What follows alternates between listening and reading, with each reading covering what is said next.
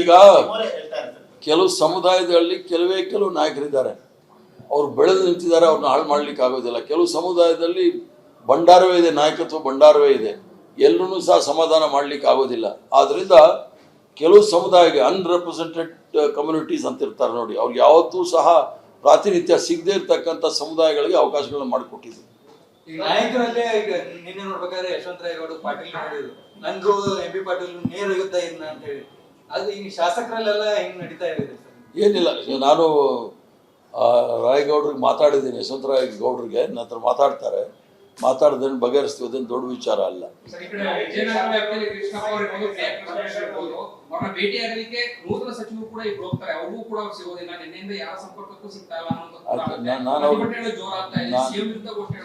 ನಾನು ಅವ್ರಿಗೆ ಮಾತಾಡಿದ್ದೀನಿ, ಸಮಾಧಾನವಾಗಿರೋಕ್ಕೆ ಅವ್ರನ್ನ ನಾನು ಈಗಾಗಲೇ ಮನವಿ ಮಾಡ್ಕೊಂಡಿದ್ದೀನಿ. ಪುನಃ ಅವ್ರಿಗೆ ಮಾತಾಡ್ತೀನಿ. ಬೇಸರ ಆಗಿರುತ್ತೆ, ಯಾಕಂದರೆ ಇಬ್ಬಿಬ್ಬರು ಆ ಕ್ಷೇತ್ರದಲ್ಲಿ ಗೆದ್ದಿರುವಾಗ ಅವಕಾಶ ಸಿಕ್ಕಿಲ್ಲ ಅಂತಾಗ ಬೇಸರ ಆಗುತ್ತೆ. ಬಟ್ ಪ್ರಿಯಾ ಕೃಷ್ಣ ಅವರು ಇನ್ನೂ ಯುವಕರಿದ್ದಾರೆ, ಭಾಳ ಭವಿಷ್ಯ ಭಾಳ ಉಜ್ವಲವಾಗಿದೆ, ಮುಂದೆ ಏನಾದರೂ ಒಳ್ಳೇದಾಗುತ್ತೆ. ಆಗುತ್ತೆ, ಕೆಲವು ಸಂದರ್ಭದಲ್ಲಿ ಆಗುತ್ತೆ. ಈಗ ತನ್ವೀರ್ ಸೇಠ್ ಅವ್ರಿಗೆ ಅನ್ಯಾಯ ಆಗಿದೆ ಅಂತ ನಾನು ಒಪ್ಕೊಳ್ತೀನಿ, ಆದರೆ ಆ ಸಮುದಾಯಕ್ಕೆ ಯಾವತ್ತೂ ಸಹ ಇಷ್ಟೊಂದು ಪ್ರಾತಿನಿಧ್ಯ ಕೊಟ್ಟಿಲ್ಲ, ಪ್ರಾತಿನಿಧ್ಯವನ್ನು ಸಹ ಕೊಟ್ಟಿದ್ದೇವೆ.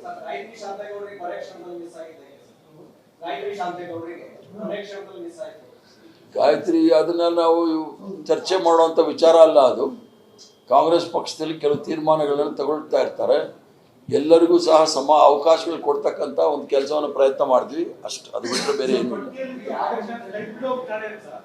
ಮೂರ್ ಪಟ್ಟಿ ಬಂದಾಯ್ತು, ರಾಜ್ಯಭವನಕ್ಕೆ ಕಳ್ಸೋಕ್ ಮೊದಲು ಮೂರ್ ಪಟ್ಟಿ ಬಂದಾಗ್ತವೆ.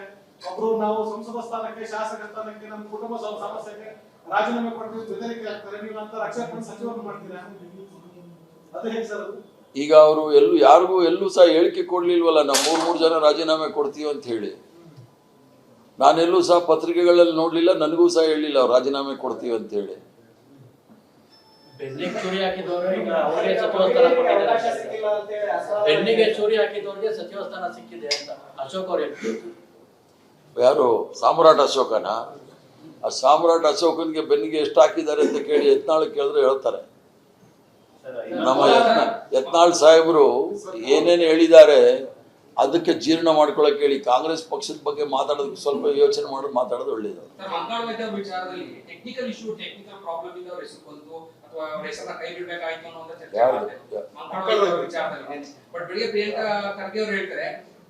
ಸರ್ವಪಕ್ಷಗಳ ಸಭೆ ಇತ್ತು, ಆ ಸಂದರ್ಭದಲ್ಲಿ ಆಧಾರದಲ್ಲಿ ಸೈನ್ ಮಾಡೋದಿದ್ದಾರೆ ಅಂದ್ರೆ ಒಂದು ರಾಜ್ಯದ ಸಚಿವ ಸಂಪುಟವನ್ನ ನಿರ್ಧಾರ ಮಾಡೋದು. ಸರ್ವಪಕ್ಷದ ಸಭೆ ಬೇರೆ, ಮಂತ್ರಿಮಂಡಲದಲ್ಲಿ ಆಗುವ ಸಂದರ್ಭದಲ್ಲಿ ಬೇರೆ. ಆ ವಿಚಾರಗಳನ್ನು ಅದೇನಾಗಿದೆ ಅನ್ನೋದು ನಾವು ಚರ್ಚೆ ಮಾಡೋಕ್ಕಾಗೋದಿಲ್ಲ. ಅದನ್ನು ಪಕ್ಷದ ದೃಷ್ಟಿಯಿಂದ ನಾವು ಮಾಡಿದ್ದೇವೆ. ಅವ್ರಿಗೂ ಮನ್ಕಾಳ್ ವೈದ್ಯ ಅವ್ರಿಗೂ ಸಹ 3 ವರ್ಷ ಅವಕಾಶಗಳನ್ನು ಕೊಟ್ಟಿದ್ದೀವಿ. ಮುಂದೆ ಬೇರೆ ಏನಾದರೂ ಅವಕಾಶಗಳು ಸಿಗುತ್ತೆ.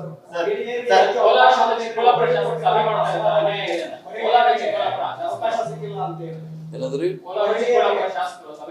ಒಬ್ಬೊಬ್ರು ಕೇಳಿದ ಉತ್ತರ ಕೊಡ್ತೀನಿ. ಈಗ ನಮ್ಮ ಸಭೆಗಳು ಶಾಸಕರು ಮಾಡೋಕ್ಕೆ ಎಲ್ಲ ಹಕ್ಕು ಇದೆ. ನಾವು ನಾಗ್ಪುರಿಂದ ಏನು ಡೈರೆಕ್ಷನ್ಸ್ ತಗೊಳ್ಳೋದಿಲ್ಲ. ಅವ್ರ ಅನಿಸಿಕೆಗಳನ್ನ ಮೀಟಿಂಗ್ ಮಾಡಿ ನಮ್ಗೆ ಹೇಳ್ತಾರೆ, ಆಮೇಲೆ ನಾವು ಕೇಳ್ತೀವಿ. ಮಹಿಳೆಯರಿಗೆ ಅವಕಾಶ ಕೊಟ್ಟಿಲ್ಲ, ಕೊಡಬೇಕು.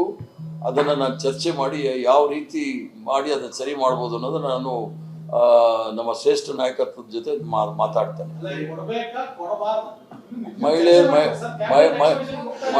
ಮಹಿಳೆಯರಿಗೆ ಅವಕಾಶ ಕೊಡಬೇಕು, ನಾನು ಅಧ್ಯಕ್ಷನಾಗಿ ಹೇಳ್ತಾ ಇದ್ದೀನಿ. ಈಗ BK ಪ್ರಸಾದ್ ಅವರು ನೇರ ನಿಷ್ಠುರವಾದ ಏನೇನೋ ಹೇಳುವಂತ ಈ ಸಚಿವ ಸಂಪುಟ ಈಗ ಆಗ್ತವೆ ಗೊಂದಲಗಳೆಲ್ಲ ನೋಡಿದ್ರೆ ನಿಮಗೆ ತೃಪ್ತಿ ತಂದಿದೆ ಸರ್ ಈಗ ಮಾಡಿರೋದು? ಈಗ ನನಗೆ ಬಹಳಷ್ಟು ತೃಪ್ತಿ ತಂದಿದೆ.